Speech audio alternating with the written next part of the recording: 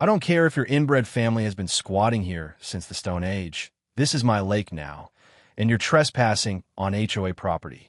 That's what Vivian Blackthorne screamed at me while standing on my great-grandfather's hand-built dock, her designer heels grinding inward older than her entire bloodline. The smell of her overpriced perfume clashed with the pine needles like everything else about this woman clashed with decency. She gestured wildly at the 32 identical rental cabins, now covering my family's island like a suburban rash.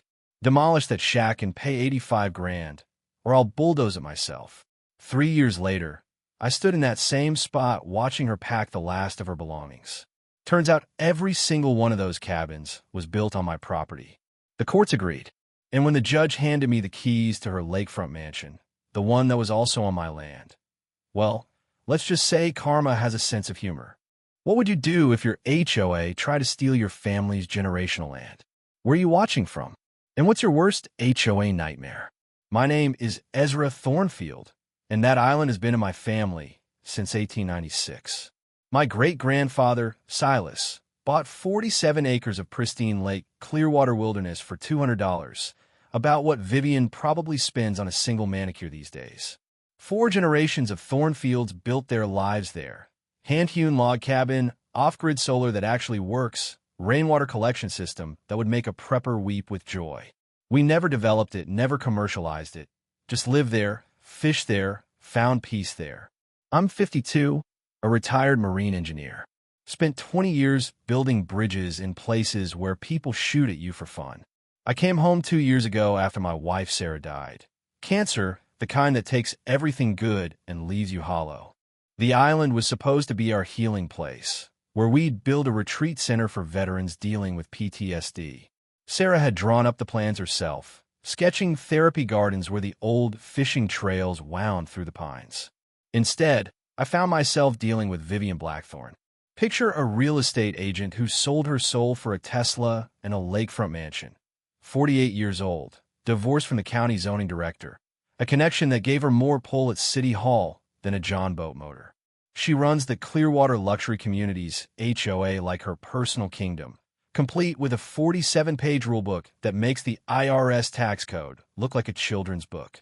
The day she first showed up, I was replacing dock planks, meditative work that keeps your hands busy while your mind processes grief.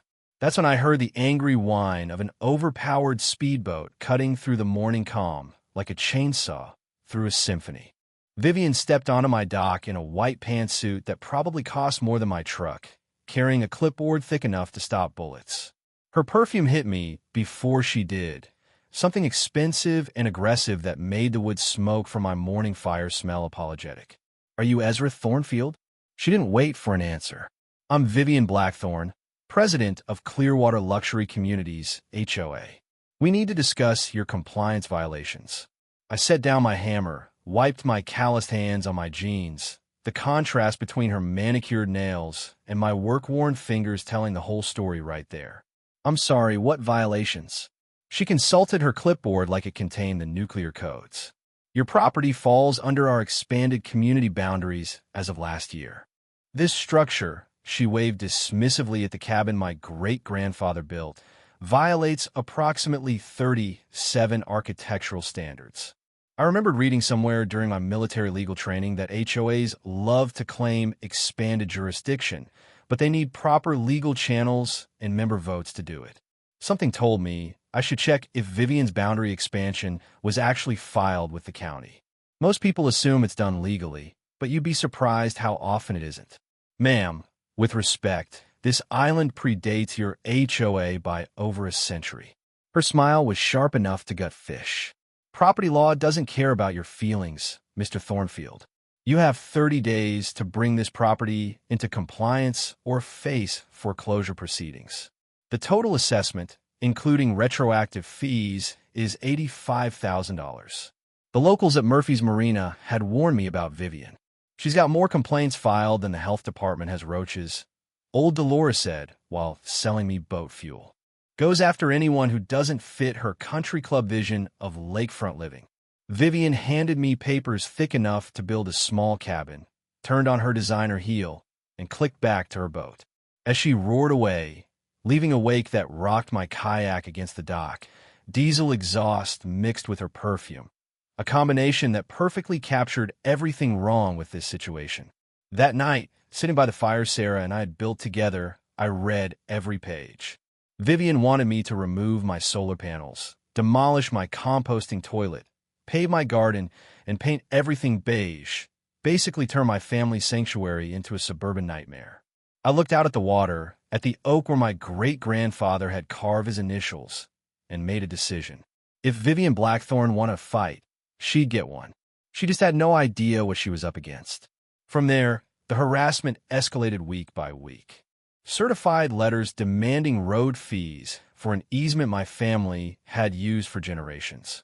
No trespassing signs popping up like weeds. Private security blocking my access. Then the construction started. Diesel engines at dawn, barges loaded with lumber, 32 cabins sprouting across what I knew was my land. Vivian had fast-track permits through her ex-husband, ignored environmental rules, disturbed eagle nests, dumped waste into the lake. I stayed silent, documented everything with military precision. Photos, timestamps, GPS coordinates. I uncovered the original 1896 survey, proving my family owned the full 47 acres, 16 acres missing from modern records due to a suspicious 1987 digitization. Her mansion, the cabins, all of it sat on Thornfield property. I let her build. Every nail hammered was another dollar in unjust enrichment I'd recover. I assembled a dream team. Environmental lawyers, real estate experts, a retired Marine JAG officer. Crowdfunding poured in from people tired of HOA overreach. Neighbors shared stories, crews whispered tips. The court day came, evidence overwhelming. Surveys, recordings of bribery attempts, environmental violations, $2.3 million in profits she'd made on my land. The judge ruled swiftly. I got the island back, the cabins, her mansion, damages fees. Vivian fled to Florida, facing more troubles. Today, those 32 cabins are the Clearwater Veterans Retreat. Therapy gardens where concrete once lay, meditation spaces where machines roared. Eagles nest again, veterans heal in the peace Sarah dreamed of. The island is protected, scholarships funded, a legal precedent set against corrupt boundary games. Sometimes the best revenge is building something beautiful from the ashes of greed.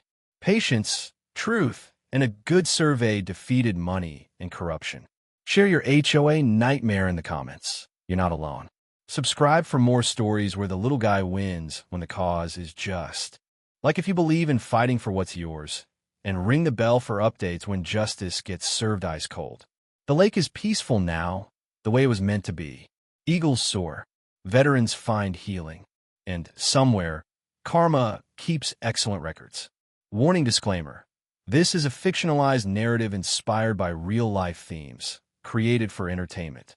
Any similarities to actual events, names, or individuals are coincidental.